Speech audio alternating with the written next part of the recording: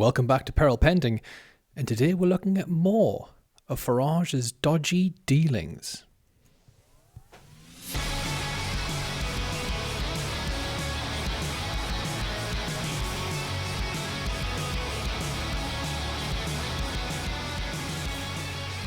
Welcome. So, there was the 5 million. Everyone's pretty familiar with that now, despite the fact that the media doesn't seem to want to cover it. But since then, another one's popped up. Ben Habib, who I'm sure a few of you are familiar with, used to be a member of the Reform Party, I believe. He featured on a podcast with Paul Thorpe, and he had some interesting things to say. Let's give it a watch.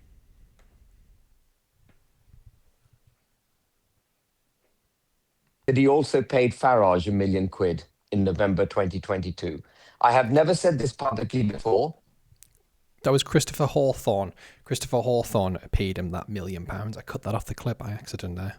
But now that we've discovered, this is the first time I've said this, Paul, but now that we've discovered £5 million went to Farage in 2024, I am obliged to disclose the £1 million, which I believe went to Farage in late 2022 as well.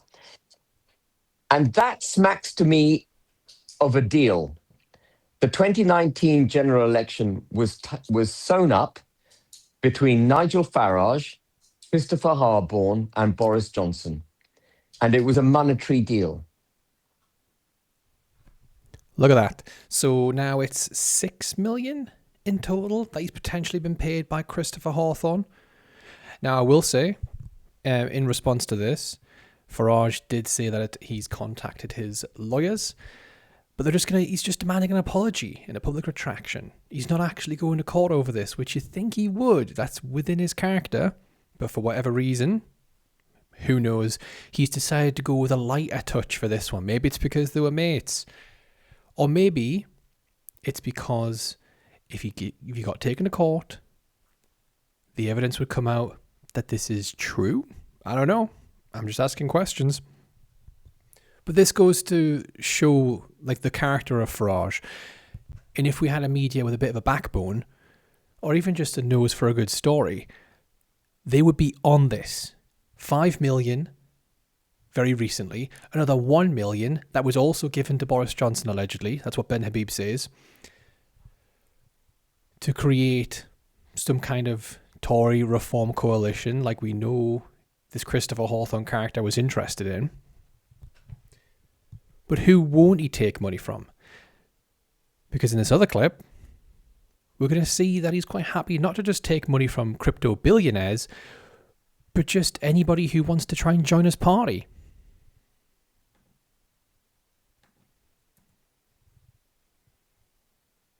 How much money have you raked in with these non-refundable £100? It's about £3,000, I think, isn't it? We had 3,000 people who applied to be candidates. Yes, that's right. Are you going to give them their money back?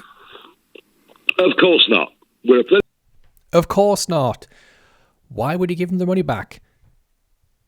Political party set up to deliver a proper Brexit. We have reset the political agenda this year in the most astonishing way. Well, it is astonishing, isn't it? Last week you took their money, and last week you said they would stand for your party, and this week you changed your mind. Well, most of them sent the money in 6 months ago, actually. And the truth of it is, if we weren't...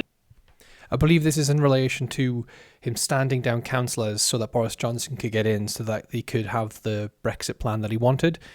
So he took money from them, saying, we're going to do X, and then he immediately did the complete opposite.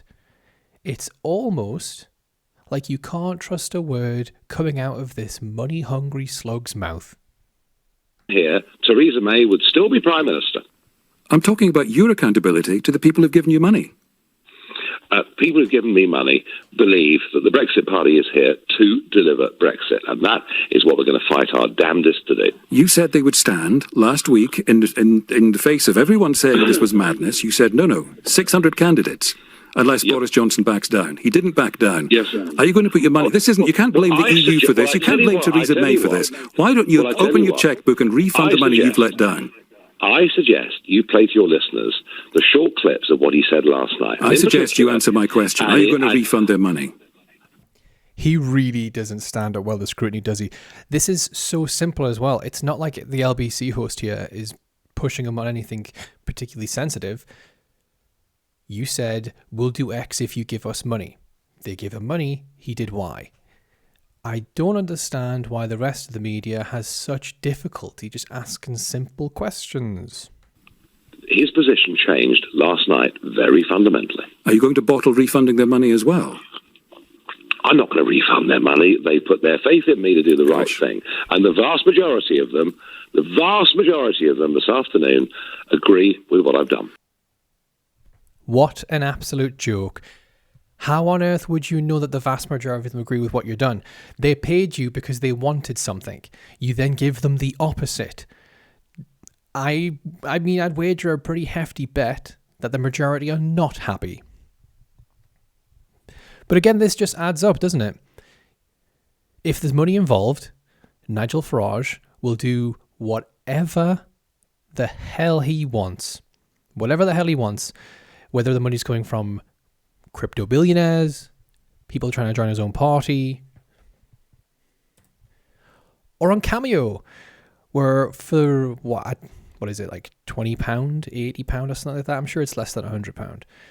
For that measly sum, he'll say whatever the hell you want. This clip comes from Twitter, from an account called Basil the Great. Doing what you do, for fuck's sake, you cunt. It's absolutely rotten.